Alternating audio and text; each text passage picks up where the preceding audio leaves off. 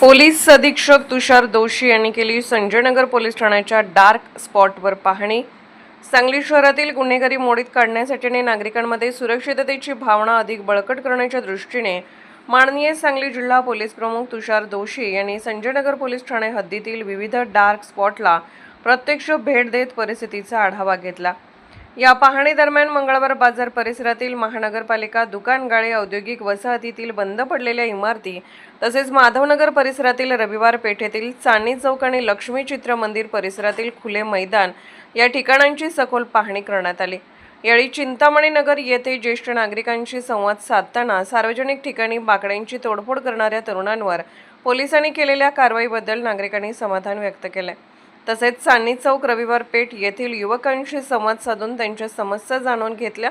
याप्रसंगी उपविभागीय पोलीस अधिकारी शहर संदीप भागवत, स्थानिक गुन्हे अन्वेषण शाखेचे पोलीस निरीक्षक संजीव झाडे तसेच संजयनगर पोलीस ठाण्याचे पोलीस निरीक्षक सतीश कदम यांच्यासह गुन्हे प्रकटीकरण शाखा व स्थानिक गुन्हे अन्वेषण शाखेचे अधिकारी व कर्मचारी मोठ्या संख्येने उपस्थित होते।